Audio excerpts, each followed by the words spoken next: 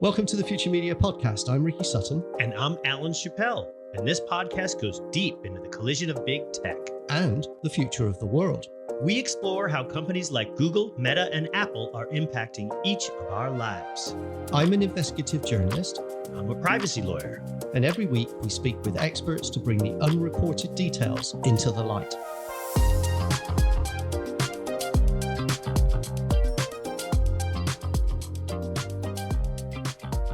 South Africa's just become the latest to make big tech platforms pay for the news they use. In the past few days, I've been analysing a 128-page ruling, which includes many terms and agreements that I've simply never seen before. It's built on the groundbreaking work that's been done in Australia and Canada and the UK and Europe over the years, but it includes some important and potentially precedent-setting new concessions. The usual headlines of publishers being paid tens of millions are in there, but so are a host of new agreements that are completely, well, I've just never seen them. First of all, Google has agreed to change its search algorithm to prioritise local news results. That's amazing. I've never heard of that before. It's also agreed to new levels of transparency on how it will use AI. Ad tech products are also being made more transparent and available to everybody, not just the larger publishers. Meta's even opening an office to help publishers at the same time as it's beginning to do deals with publishers for content. And YouTube, get this, has agreed to digitise the entire archive of the national broadcaster of South Africa. But what's most interesting of all of that is that the tech and the regulators are both claiming it as a win. Google wrote in its blog after the announcement that, quote, helping the news industry adapt to the digital age is a shared responsibility. Amazing. And after that, our plan, quotes, our plan includes introducing preferred sources in search, which lets users customize their experiences in top stories to select and follow their favorite sites. Now, I haven't heard Google speak like that in almost a decade. So, is this a global game changer? Has South Africa found a way to set a new bar for big tech deals that sustain journalism? To find out, I've invited two of the leaders of the inquiry onto the pod to explain what it means, how they did it, and how it will work in practice. James Hodge is the chief economist of South Africa's Competition Commission, and he chaired the inquiry, and Paula Frey worked with him representing the publishers. So thanks ever so much both for joining me. I am thrilled to have you both on because, well, I must be honest, I've spent the last couple of days reading an enormous report that you guys have done around encouraging big tech to pay publishers for premium content, to help organize information, to protect your cultural heritage. It's been an incredible report and really eye-opening. But the thing that leaps out from me, having read these from lots of different countries and lots of jurisdictions, is that yours is the most comprehensive I've ever seen. Not only are you, are the tech companies saying, yes, we'd like to help. Google even wrote about it on its official blog, saying that it's keen to help. That's unprecedented as far as I can tell.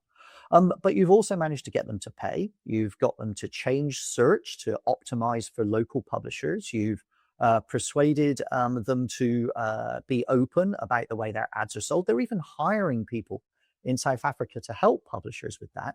And they're being more transparent, and they're going to digitize the archives of the national broadcaster. I mean, it goes on and on and on. And I don't want to spoil all the punchlines in this, but I would love, maybe you can start for me, James. Tell me a little bit about how you managed to get here. Let me start with, we have a market inquiry power at the Competition Commission, which is slightly different from the normal enforcement tools. And we're not alone. The CMA in the UK also has these powers, and the ACCC has also used inquiries.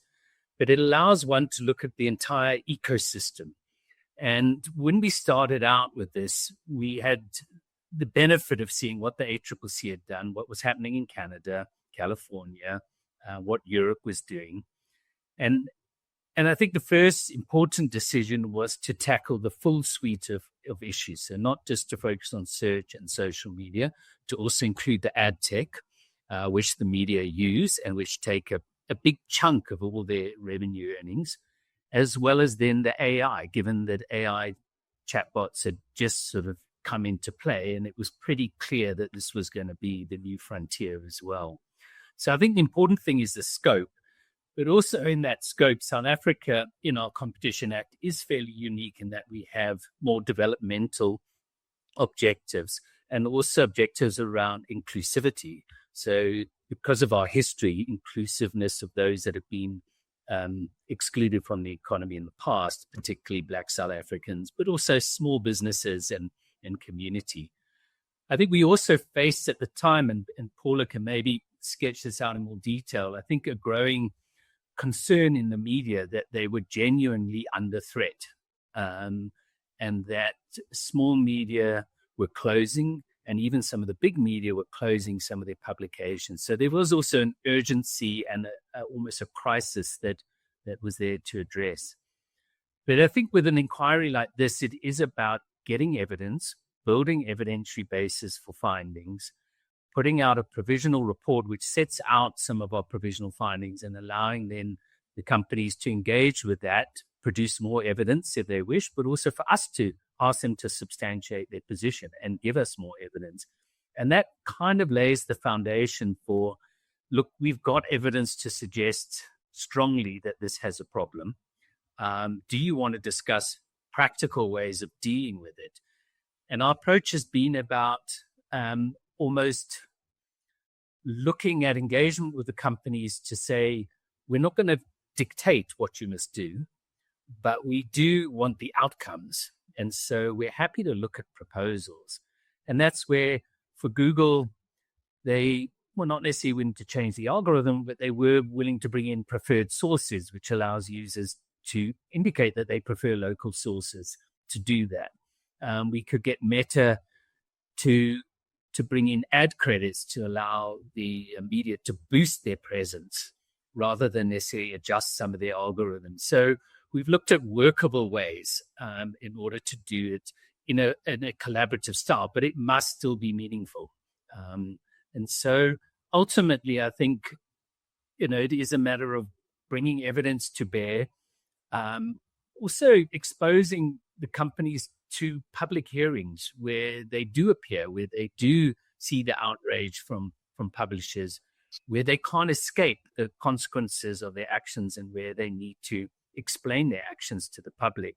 All of that certainly helps in building that momentum to get to a point where the platforms are saying, okay, we see we need to do something here, and the media is under threat in South Africa. It's important for democracy. It's important for rights. We can't deny that. So let us be part of the solution rather than just litigating this. It's really interesting. So, Paula, you represented the publishers on this committee and in this commission. Tell me a little bit about where the publishers were at the start of this process and how you think they're coming out here. So I should correct that because I didn't represent the publishers. It's an independent inquiry. And because of that, I was brought on as a media expert, given my background in media. I just want to go back to something that James said. I think this has been quite a journey. We started in September 2023. We had public hearings, but then we also had additional hearings after the initial report was out. We had several rounds of requests for information, and we had numerous meetings, confidential and not confidential, with different players, stakeholders within the field. So it's quite a rigorous process in terms of, James likes to point out that this is an evidence-based process. And so when we talk about remedies and recommendations, it's based on actual evidence. But what makes it different, and I speak as someone from media, is that the inquiry was framed within the Constitution. And so South Africa's Constitution places explicit obligations to promote media freedom, diversity, and access to information.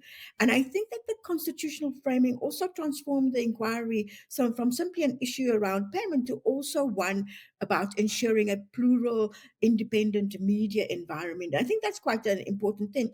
And so the remedies, if you look at them, they also deal with public interest imperatives. And so, and I think that's also what's really different about it. You spoke about the training and how comprehensive it is. It's not just about how much people are being asked to pay. It's about helping rebuild the ecosystem, and giving media a kind of a foundation to build on. I do want to say, though, because I mentioned that we started in 23, is that, a lot has changed in the 2 years since the start of the commission inquiry. And for a lot has changed for media. When we started, AI was on the horizon. But now I think, AI is the story. And so for the media itself, I mean, this is a foundation that they can really build on. I think that's amazing. One of the things that I couldn't agree with you more on your narrative there, that there have been criticisms in some of the countries where I've been following these similar kinds of deals, where people have just said, oh, the media is not really fit for purpose. It's an old school business. It's not adapted. It's just asking for a government bailout at the end of the day.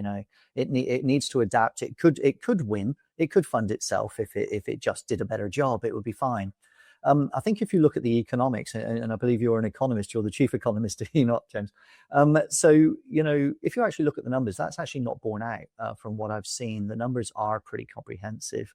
And so I don't think that the publishers are necessarily looking for a bailout. I think what they're looking for is what in Australia you say is a fair shake in the bottle. They just want the opportunity to be able to compete on a level playing field, and they don't feel they've had one. Does that meet with what you found in your inquiry?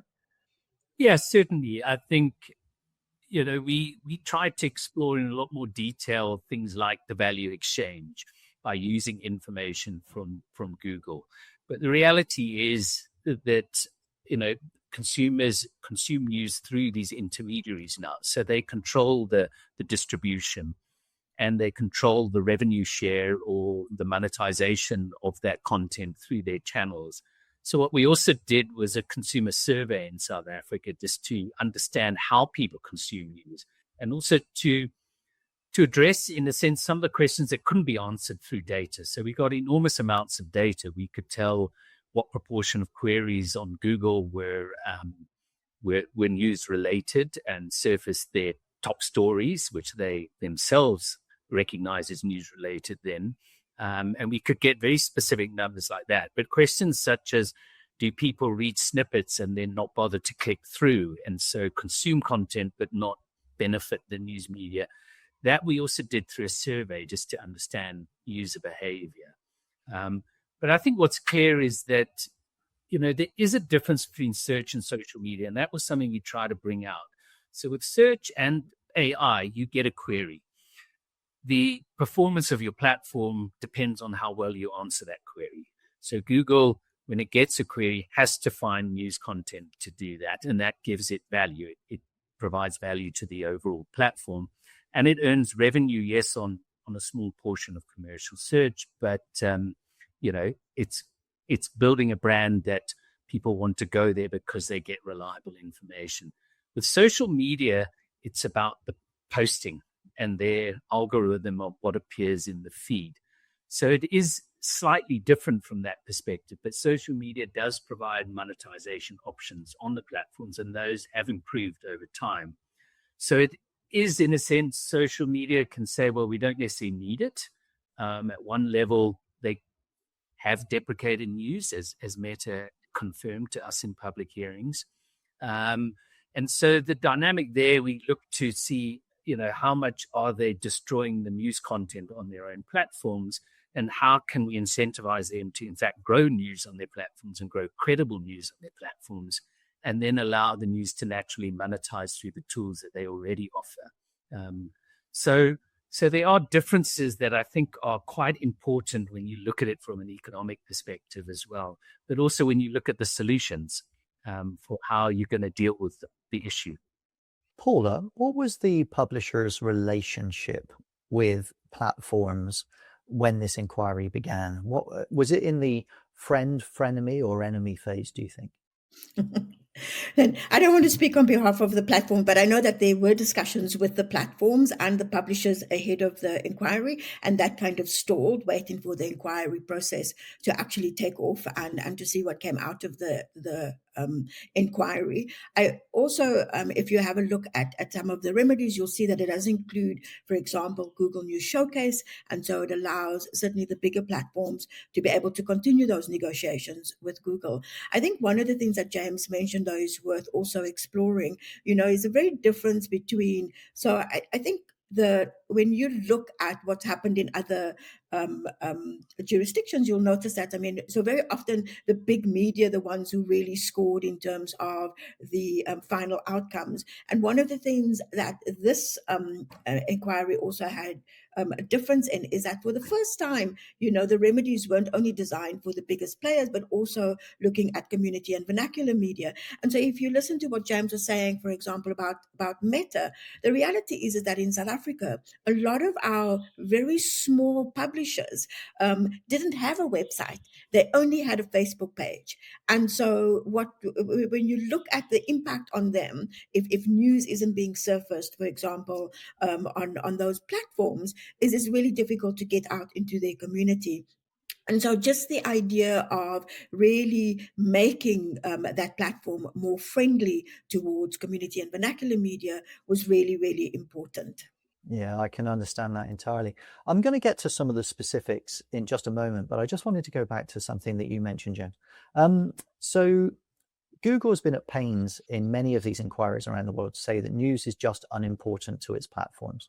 And so recently I did a podcast here with Richard Gingras, who is the head of the Google News Initiative and the head of the relationships for publishers with Google for many years. And he basically said to me, the data just shows that no one cares about news. And I said, well, that's not entirely right. What it actually says is that news doesn't make you enough money in advertising. And that's a different thing. It's not that people don't want the news. It just doesn't generate enough money for you. So the question is which motivation is it for you to have news or not have news? Okay. And so when you said that you'd done your inquiry and you got data about, how much news consumption there was on Google, did that come from them? Did they volunteer it? Or did you need to poll the community for that data? Did you ask Google for it? Yeah, we asked Google for that information. So we have powers of information requests in market inquiry and can even summons if there's not cooperation. So a lot of the importance of that evidence gathering is evident in sort of coming out with a sort of value assessment for Google. So, and what we try to do in the report as well is not redact things, but provide data ranges to help people even beyond South Africa to really understand the value of news. So to protect confidentiality, we can't give the exact number, but for instance, in Google, it was between 5 and 10% of all queries raised top stories. And top stories is at one level just the tip of the iceberg because it's looking at current trending stories, not historic stories where media. So if we look at all pages where, or all query results where a news article is referred to, you're looking at over 20%. And if you look at the history of Google, and we did this for Google and Microsoft, and the other interesting part about an inquiry is getting all the players in the room. So Microsoft, in their submissions to us, was clear that one of their primary use cases for search is news. And everyone knows that, and that's why they have a news vertical that is quite rich. And even Google, one of its first sort of adjustments to its search engine was when the 9/11 attacks took place, everyone went to Google to look, and it was pushing up, historical things on the World Trade Center. It had to change, and it did change. And its algorithm and its search bot, in fact, poll news sites far more frequently than they do other parts of the World Wide Web, precisely because they want to have accurate information. But it is about building a brand, ultimately. So if you go to Google as your natural first entry into the web, because when you look for news, you go there. When you do this, you go there. Well, when you go look to buy something, you're also going to Google. And they need to fight some of the other verticals that are specifically around, like Booking.com with travel, or and offer their own products. So getting that habitual use is important. And what's interesting is, what sort of started to come out in the inquiry was also the importance of Google Discover, as it's called. So on your phone, if you've got an Android phone and you swipe right, you get the search bar, but then you get what they call queryless search. You get stories, much like Microsoft does on your desktop. And that was growing in importance in South Africa because people were scrolling that. And when that started in South Africa, more than half the content was news content, because what do people go to habitually to see and get updates over the course of the day? Weather, sports, breaking stories, what's happening next. So news was incredibly important on that, and that was their play against social media, the scrolling sort of habit. And over time, more content and personalized content gets drawn into it. But news still was, I think, between 20 and 30%, even on their own data of that Google Discover. Microsoft, the same thing has followed with their Microsoft News, or what they call Start now. And if you go to even the AI-powered search, you still have that queryless scrolling that tries to attract content and clicks from users. So it's clearly important for building products, expanding those products, and I think the evidence was fairly evident, clear on that. Which I'm sure was music to the ears of publishers who've believed this to be true forever and have often heard that it doesn't matter. Am I right? Maybe that's a question for you, Paula. There was a lot of debate during the commission on what is news, and you can imagine the definition just changes. But one of the things that I think that we also did recognize was it wasn't just breaking news, but all of the content that was actually produced by media, because that's quite a rich repository of information that users actually use. Yeah, something that people often miss, and I've run many media companies, I think you guys would know some of them, is that, people say, yeah, but look at our long tail traffic. And you'd say, yeah, but it doesn't sound very important. But if you actually look how many maybe page views, or how many articles have been read in any given day, as much as 86 or 87% of that reading will be on stuff published for over the past 10 years. Only a little over 10% will be the stuff that's written today. That may be the stuff that lots of people are interested in that moment, but a far, far, far larger group of people are searching for blue whale or recipes, which means they find content that's been written over time. So the actual value of the media company is in its breadth and depth and quality, not just in its immediacy. That's amazing. Okay, so let's get into some details. I'm going to start with one that you've already alluded to, James, which is you said that you were able to get Google to change or allow the users to make preference changes on search. Now that I've never heard of that anywhere else. So how did that come about, and what does it actually mean?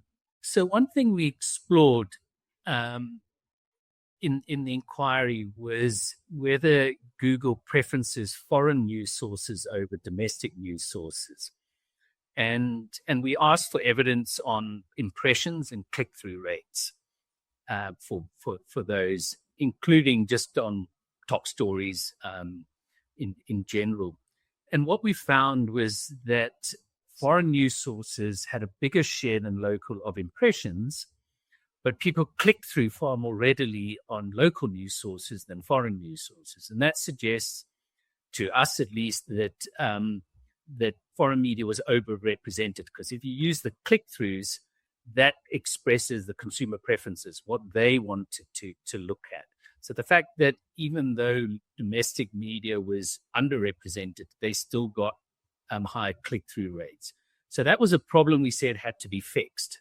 And we identified it as part of the problem with the algorithm. There's not necessarily something in the algorithm that says you must, put foreign media ahead of local, but the way they use proxies for quality, things like how many people link to it, is obviously going to favor a CNN or Reuters, etc. And so this is where the discussion came up. Now, they had been trialing this preferred sources elsewhere, in fact, in the US at the moment. And And their provisional results suggested that media can get a fair boost in prevalence where preferred sources is used. And that is responding to consumer preferences. Because almost as a slight detour, the argument always from the platforms is we're responding to consumers and consumer preferences. And if we don't, we degrade our product. So by pointing out that consumers actually prefer the local sources because they're clicking on it and you're not showing them enough, is a way of getting around that type of argument, because you're showing that the algorithm is in fact not responding to preferences. So preferred sources is in trial, and they've offered to bring it to South Africa at an early stage in order to fix the problem, because changing their overall algorithm may be more difficult, but this could be a fix that is in line with consumer preferences and allows the media to get the boost. So along with that, there's a marketing campaign they've committed to market this to South African users along with the media in order to get more people to use the preferred sources, because not everyone will necessarily adopt it. But we've seen this, what we've seen with TikTok, you'll see that we've got a range of products they're going to introduce into South Africa, which are also just at the trial phase on a limited basis. So one of the advantages is bringing some of that forward, and maybe they're trialing it because of the weight of investigations that are happening globally. But it certainly brings a benefit immediately to South African media and their users. Amazing. So one of the things that I really noticed when I was reading through your report was there were echoes in it of other projects that had been, you've alluded already to Australia's ACCC and the work being done by the CMA in the UK and in Canada.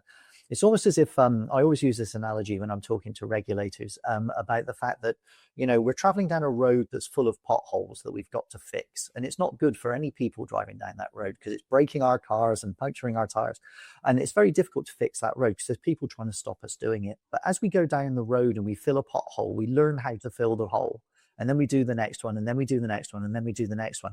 And I've watched all of these various regulators find solutions to many of these problems. And we're seeing a compounding benefit as we're traveling along down this path.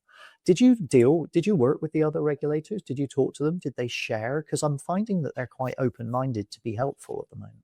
I mean, I think probably James is the best to answer this question. But during the whole process, we were very aware of what the other regulators had in fact done and what their report had come out. And so I think, yes, we did learn lessons from that. And a number of them were actually quite generous in terms of sharing what they had done. So I think, James, maybe you can give more detail on that.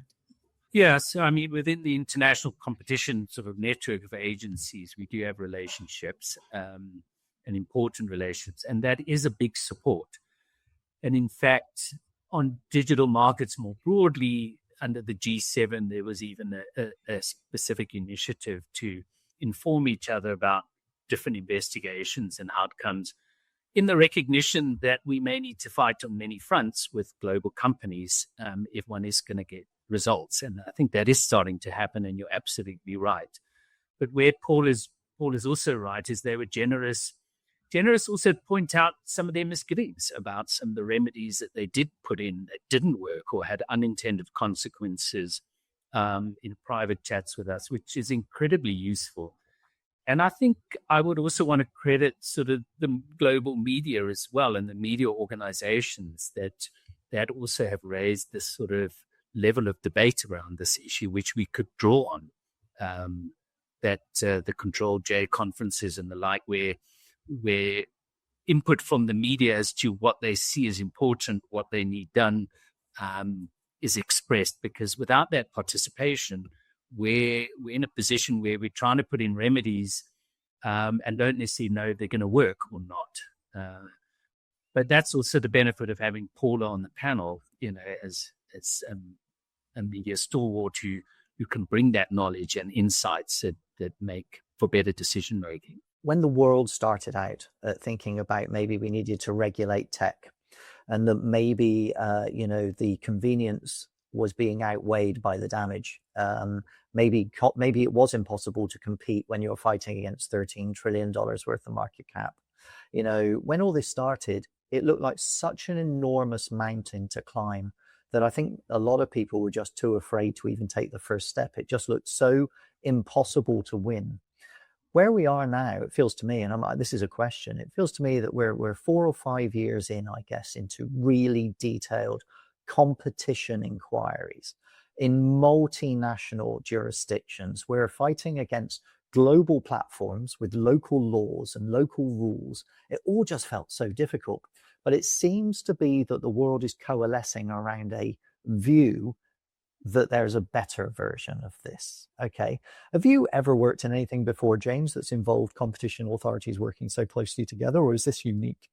No, we work together on many things. So, and this is where one can build on the sort of wins elsewhere. So, we previously ran an inquiry into business to consumer platforms. So your app stores, your e-commerce platforms, and certainly in South Africa, we were able to draw on some of the rulings from elsewhere. We still had to gather our own evidence and look at remedies.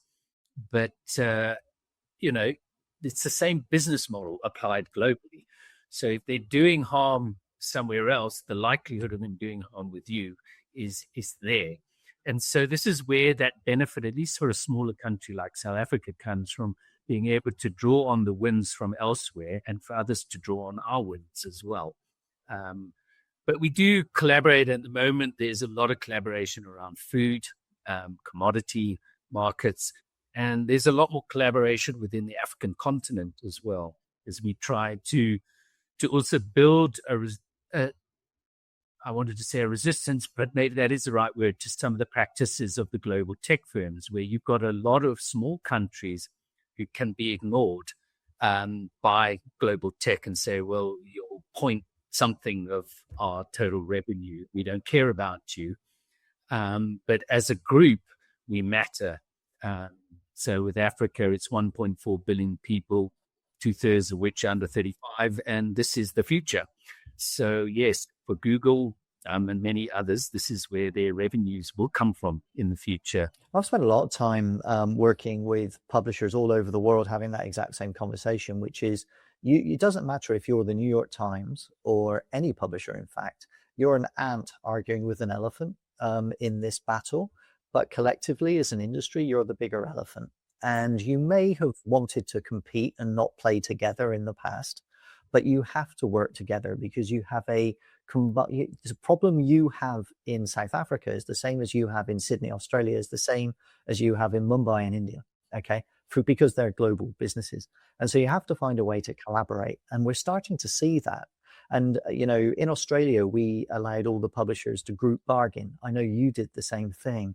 This feels like a useful first step to start to build those bigger elephants. But if the competition agencies and the governments are coming together as well, then you have a giant elephant. And we can start to push back on all this. So I really do appreciate that. I wanted to get to some more of the details. So let's go through the things in order of the way that publishers tend to think of them. There may not be the way you think they're most important, or even me, but this is what they'll ask. So the first thing is what am I going to get paid? So under this model, can you tell me what happened with that specific question? Maybe Paula? Absolutely. And I mean, to be quite honest, it is, in fact, the main question that people are asking. And very often it's also the big issue that people are talking about. I mean, so everyone is talking about the fact that Google is being asked, Google has agreed to the 688 million package for media. And it's actually broken up into different products in the sense that we've got 3 years, for example, for national broadcasters to get 5 years of national broadcasters getting 71 million rand per annum for content. Can I break these down into US dollars? Is that possible? Could you, just for the audience, can we get that? Or shall I do it afterwards? I think the total package is about $40 million, I think. Yeah, 688 by 17. Yeah, that'd be right. I worked it out to be about US 40 million over 5 years. 40 million, yeah. Okay, so then I won't speak about the specifics then.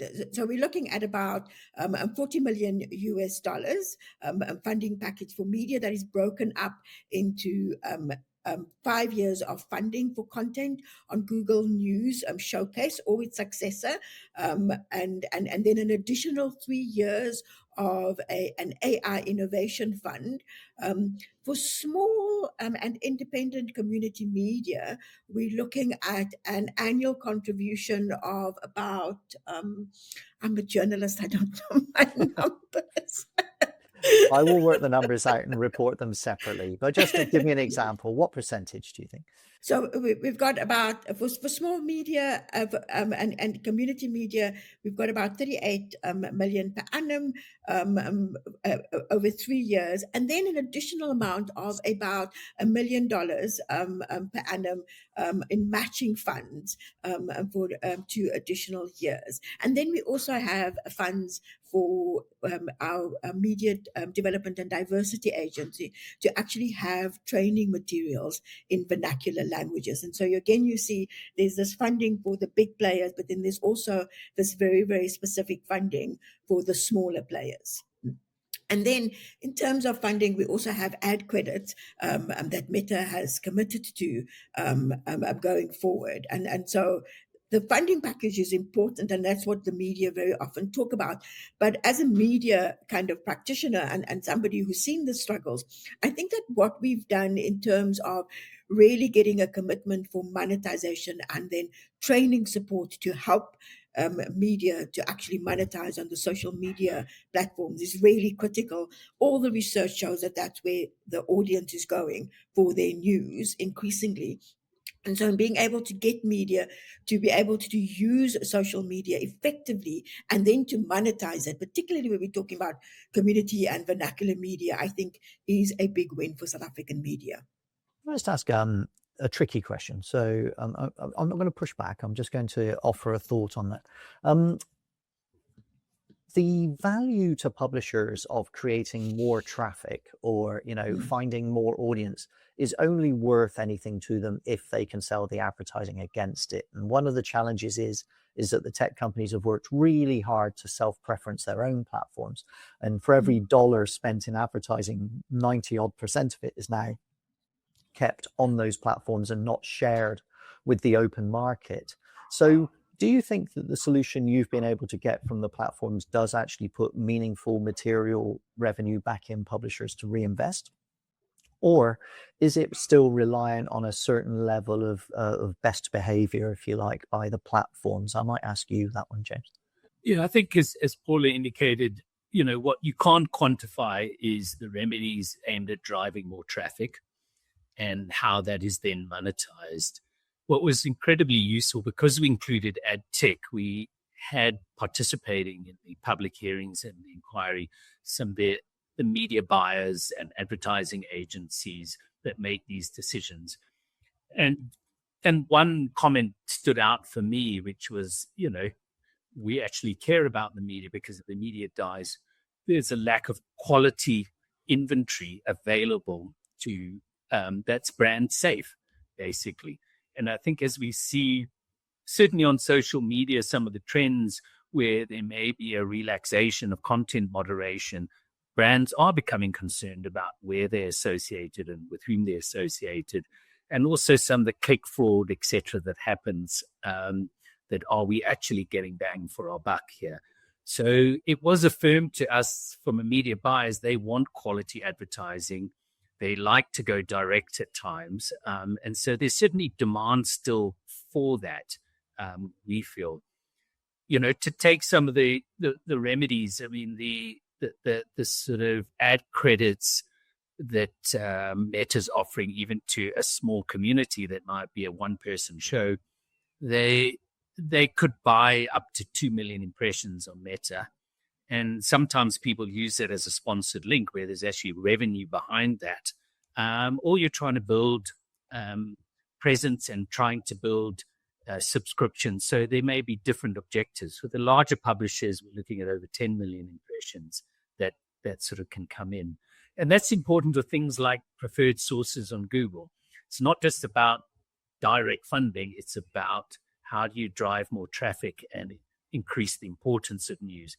Because I think the concern for us as well was when this sort of when some of the responses to pay for news is, well, we'll cut off news, you're actually cutting off the lifeblood for especially smaller vernacular media, if it's social media. So how do we, in fact, increase the volume of news on these platforms, which has a dual benefit of generating traffic and revenue for the media, but also ensuring that credible media has a presence and people can have the visibility and discoverability of that news rather than just misinformation. Indeed. Yeah. So can I just go to one of the other things that came up in your inquiry, which was really interesting. And I wonder if this was inspired by the work of the CMA in the UK. So you looked at what the kind of diminishment in ad yield was for publishers. So how many ads are they getting and how much was the ad worth back in the day? And how much is that same ad worth today? And how many page views do I have to generate today compared to what I had to generate a few years ago to get the same return? And, you know, I've been seeing, I always measure, when I run media companies, I always measure the value of the advertising by its ad yield. So the ad sales team are always keen to tell me that the CPM has never dropped. And you go, but our revenue's down 40%. And they say, oh, yes. And you go, well, how can that be? And they say, well, because the yield, the sales price of we had to drop the sales price of the ad to follow the market because that's now the value. And I'm like, well, that doesn't help me pay my bills or pay your salary. That's a problem for me. So I have to look at yield. And you did some work, and it showed, this yield fall. Do you remember those numbers? Can you share them? In terms of the yield for programmatic versus direct sales, I think we'll put it in rands, but programmatic was around sort of anywhere from 5 Rand to 15 Rand. So from maybe a third of $1 to $1. And direct sales were 10 times that. So more like 120 Rand to 150 Rand. And that 10-to-1 ratio was fairly clear. Some of the other tools like programmatic guaranteed or private auctions were somewhere in between the two. So around 60, 70 Rand. So it did show that where you source your traffic or your advertising dollars matters. And that was also partly what inspired us to look at for the public broadcaster, the SABC on YouTube, to have direct sales. So that's where YouTube doesn't take a cut and our public broadcaster sells the advertising as though it is their channel distribution, which allows them to boost their revenue. And that was, again, we're not going to change necessarily what YouTube can get out of advertising, but allowing direct sales was a way to hopefully allow our public broadcast to get 10 times the revenue potentially that it would otherwise. And if I could just kind of step in there and just kind of recount something that happened during the public hearings, Ricky, I don't know, I mean, if any of your listeners want to, they are actually available for viewing. But in the public hearings, the Mail and Guardian, which is one of South Africa's really kind of leading publications, actually testified that in 1993, they were the leading, like early online starter publications, and they were getting millions of rands for thousands of clicks. And now, essentially, they're getting thousands of rands for millions of clicks, and so there's just been this complete top over of the industry. Yeah, and this regular listeners to this newsletter will know that there's nothing I love more than diving into the deep financial reporting at the SEC in America of the tech companies. And if you have a look at the 10K filings that Google files, there's a chart I always look to, and it's where the percentage of its ad supply is going. And so it has people that come to it for advertising and distribution. Where does that go? And pretty much consistently over the last 5 or 6 quarters, there's been one up quarter, but there's been 5 down quarters. We've seen the percentage of money that Google shares with the open web and with publishers as part of that coming down by a significant amount. And if you looked at it over 8 or 10 years, you can see it's down by 80, 90%. And so in the numbers, I converted your numbers into US dollars. So you said that found since Google's introduction of programmatic plus systematic reductions in transparency, publisher CPMs have tumbled 90% from US $7 to 70 cents. When we have that problem, we have a commercial imbalance. We have an anti-competitive market because one company owns the lake of ads. That same company decides where that lake of ads goes, And it also decides how much of that lake of ads goes to its competitors or rivals, or frankly, anyone else. And that's when it becomes a crisis and you can't fund the media, right? And I read those tragic numbers from some of the publishers that I know really, really well, like Arena and News24 and others, who've all had to reduce the number of reporters that they had. Which brings me to the question for you, Paula. So one of the things you talked about was effectively the breakdown of the quality of journalism that this causes.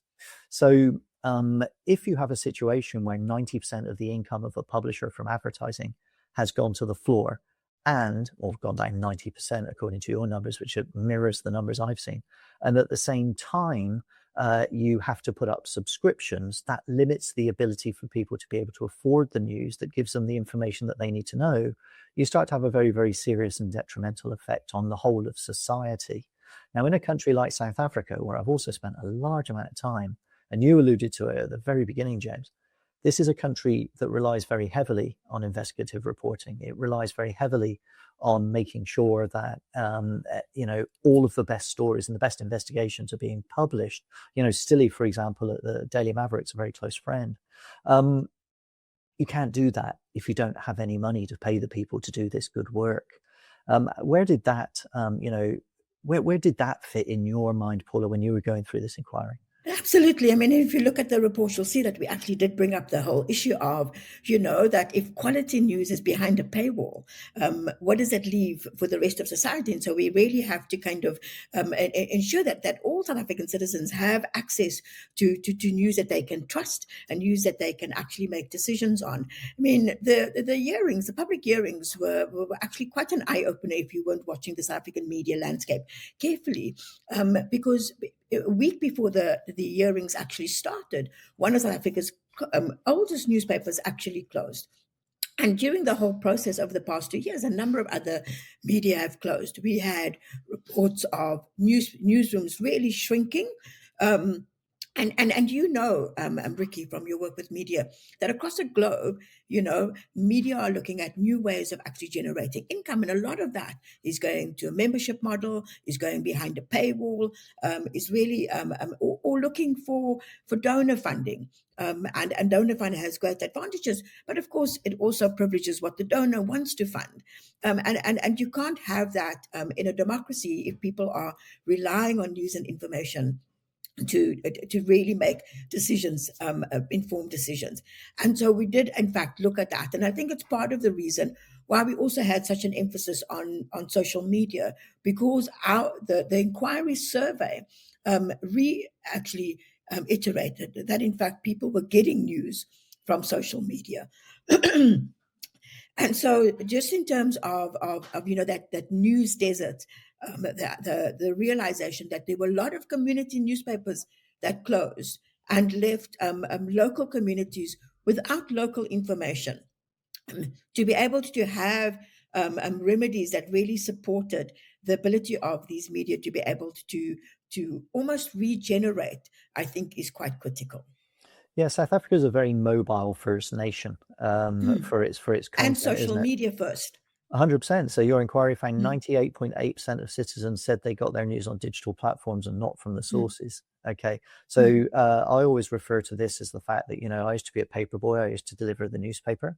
Okay. That was my role. Okay. I would never expected to be a trillionaire as a paper boy. And somehow they've become trillionaire paper boys in delivering the news that other people create. I want to go back to two more things I want to give you huge credit for.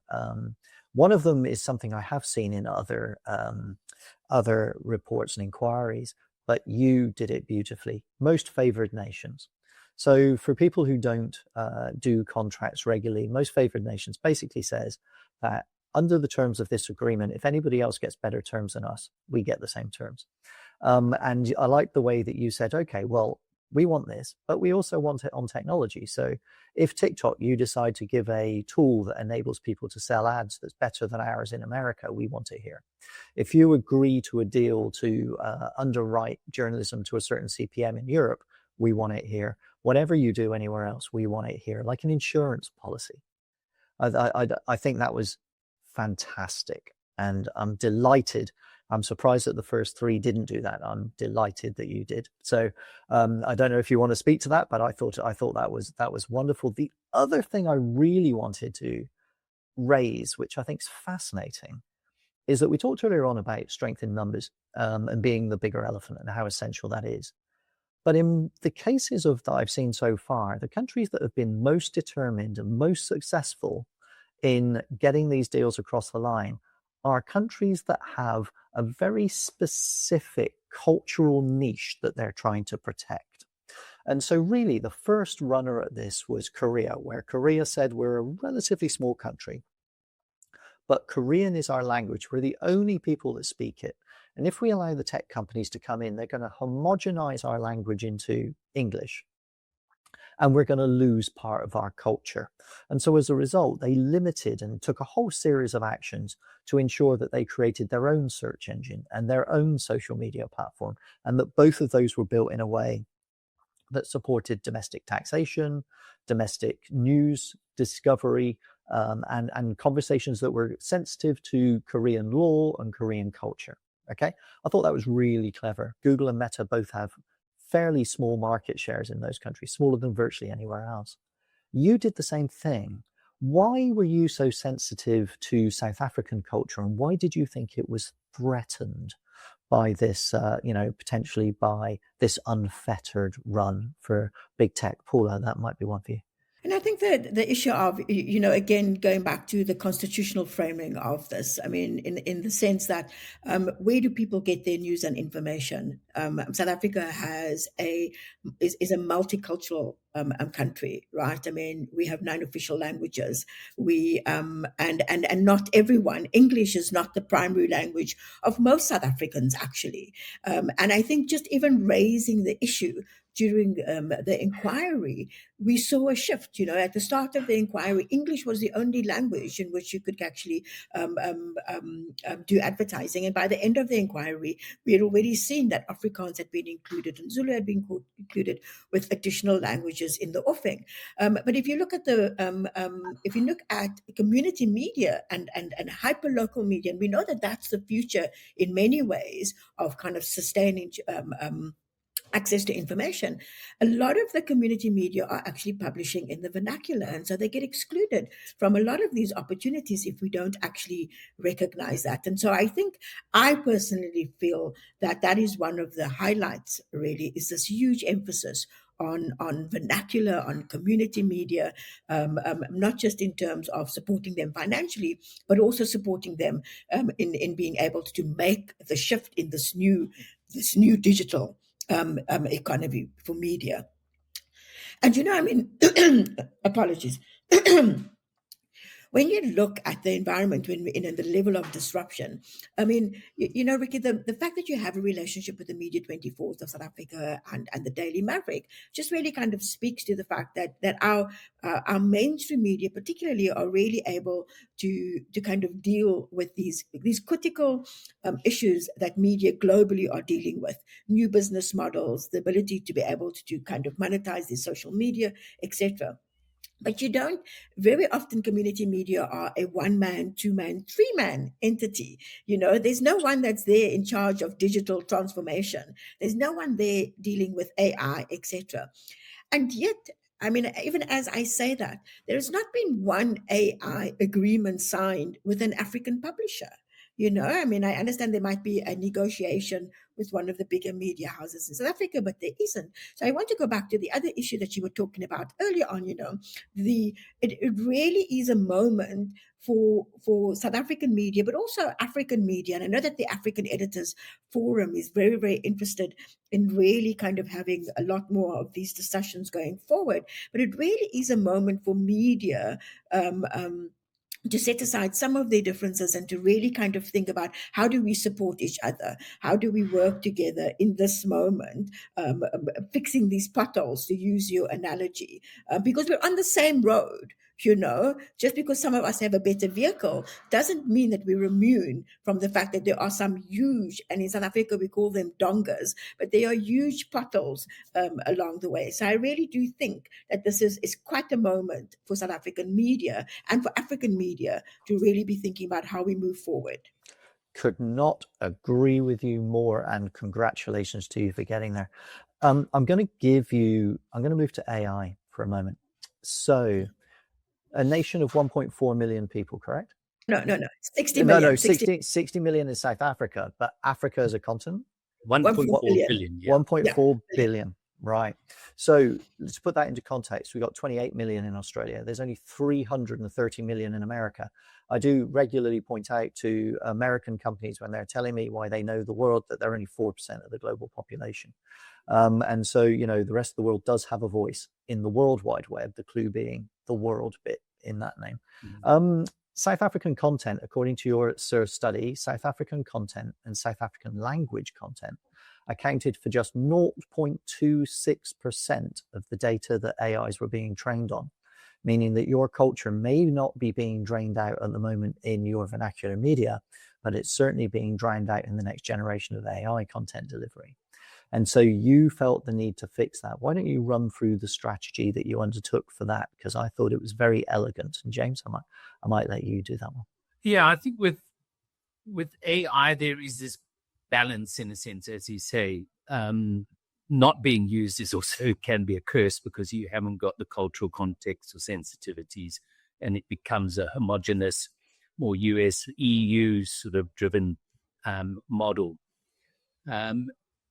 We saw the deals were starting to be done because companies had opted out and weren't delivering the content to the media. And also AI increasingly was being used to ask search queries in a sense of news. And so even Meta that said they have no value for news, suddenly Meta AI did have, because people would ask Meta AI news questions. So the important thing was to try and develop a market for content, essentially. Our powers probably couldn't extend to demanding that they do deals with specific news media. But also on the media side, South African media are smaller than the New York Times or Financial Times or The Guardian. And certainly community media are tiny and not organized. And so just the costs of trying to deal with them is going to be high. So I suppose our solution was to look at how do we build a market for content, partly from the supply side by giving the media permission to collaborate to joint sell content, and even through the organizations to look at how do you package content in an attractive way for AI companies as well. And then on the platform side, to require them to engage in training for opt-out, which is obviously not in their interest, because if they can get it for free, great. But to ensure that South African media can effectively opt out and force them into a position where they may need to buy that content if they want to answer South African queries, certainly. And I think what's interesting in an inquiry is, through the journey we've been, Paula indicated earlier, things change in the world, but things also change in the media in South Africa. And so whereas at the beginning of the inquiry, when we held a public hearing, only one news organization had opted out. By the end, most of the major ones had opted out and realized that they needed to do this. But we have a long tail of community media. But they also started to organize for a Journalism Fund South Africa. The South African National Editors Forum put that initiative together to start to collaborate, as you sort of indicated, in a far more systematic way to address.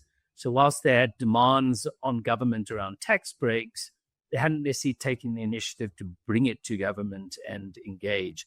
And so, the journey sometimes is as important as the outcome in sensitizing the platforms to the need, but also getting media to start to work systematically to address their shortcomings.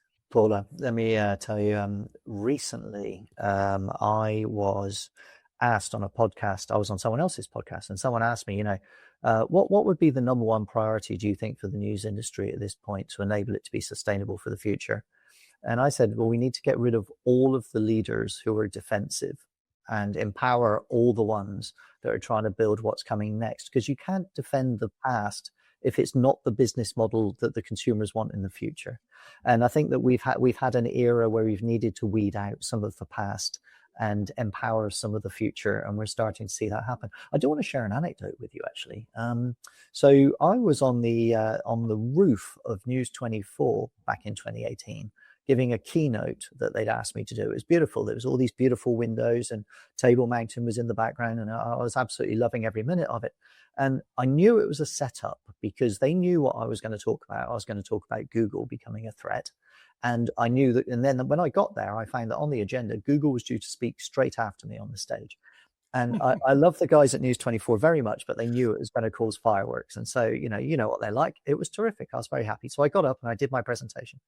And when the Google person got up, she kind of tripped a couple of times and said a couple of things that perhaps were not really in keeping with the mood of the room. And then she said something that really triggered. And the CEO of News 24 leant over to me and said, "Ricky, watch this." And she stood up and she said, "You're not talking to the room about anything we want to hear, and I'd like you to leave, please." And she left, but she was walked out of the building mid-presentation. So you started to see that kind of frenemy starting to verge into enemy territory, exactly the thing that we've been talking about. So you do need leaders who are willing to stand up to power if you want to continue to exist. Now, my last question, and I'm sure there are a million other things I could ask you about, because this is a sensational report, and I will cover as many of the details as I can in my written report around this, is what Google did after you finished this. So Google made a statement on its official blog, and I'm going to read this because I don't think many people that have worked with Google for the last couple of years in the other 250 countries or so would believe this. I'm going to read it verbatim. It says, "Helping the news industry adapt to the digital age is a shared responsibility. It requires innovation from publishers, a broad-based approach from industry and government, and contributions from multiple platforms, not just Google. We believe ensuring a vibrant future for South African journalism is a collective challenge. While we are committed, long-term success will depend on broader industry cooperation, support from other digital platforms, and the ongoing agility of newsrooms to adapt to the evolving landscape." So I thought that, well, I was really surprised to see them say that. The narrative I was hearing through that was, all right, we're going to step up here. Okay. Now, they don't do that very often. In fact, I can't really think of them ever doing it before.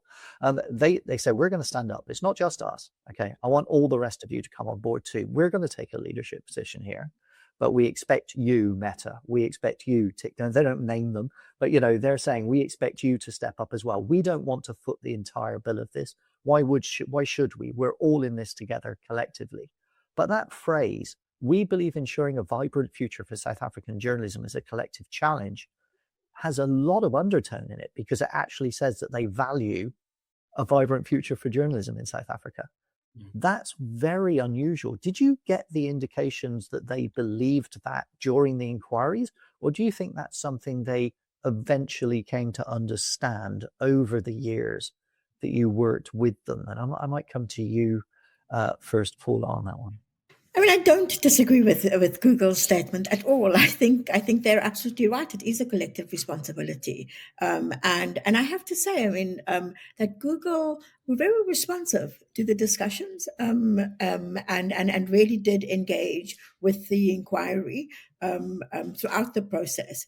I also just want to say that I think that these remedies are a foundation. They're not the finish line. This is not the be all and end all to support South African media. I think what they do, what the inquiry has done, is to give South African media the stability and the tools to rebuild. But the real work actually lies in what happens going forward, And I think that that engaging the platforms is a continued endeavor, and the real work actually lies in innovating and preparing for an AI-driven future. And so there's a lot of more work to be done. But I think that that truly what we have here is a foundation. My final question is actually for you, James. You've mentioned a couple of times that the people's right to information and journalism is enshrined in your constitution, and it's an important part of South Africa's DNA. Was the government supportive? Because I've seen many governments cower at the thought of tackling these companies. I've seen them say, we're absolutely going to do this, and then 10 days later find a new data center is being built and the whole thing's fallen apart. Did you find the government was stood directly behind you on this? Were you able to rely on them to come to your support if you needed it? Yeah, absolutely. When we released maybe as a part of a context, there was talk about whether we should follow a legislative route. The feeling was in South Africa that is not a timely process. It's a long process. It's not, other countries may differ, but in South Africa, it takes time. So in fact, there was a request that the Commission take the lead on this. And certainly when we published our provisional report, there was support from the Department of Communications and Digital Technologies. There was support from Parliament, as well as our own minister, the Department of Trade, Industry and Competition. So that has always been there, and we have a couple of recommendations for government to implement. So our own minister must issue the block exemption to allow collective bargaining and joint selling. And for content, we have looked at using existing laws under the Department of Communications and Digital Technologies to bring in self-regulation before we move to an ombuds-style model. And that's best done through a regulatory process. And certainly there is a positive view that is something that they will drive, and you'll work with them going forward on that. So it has been important to have the support, but I think it's also important to have at times an independent agency running the process to shield it from potential lobbying and other gifts to bypass. And so that's where I think an independent agency is important in coming to some outcome as well. Amazing. Well, look, congratulations. I know it's a labor of love. I also suspect, James, that you've loved nothing more than going through all those numbers and making sense of them. I feel exactly the same way. Paula, you're a words person. James, you're a numbers person. I'm sure you've both been able to fill your boots and have a terrific time working on this. Thank you. Let's reconvene in the future and see how it's gone. But well done. I think it's a very, very interesting and deep and meaningful piece of work. And I'm sure that other regulators and publishers, 18,000 of them or so in this newsletter, will find your results fascinating. So thank you very much indeed for joining me today. Thank you very much, Ricky. My pleasure. Thanks for tuning in. The Future Media Podcast is a production of Future Media and Ricky Sutton.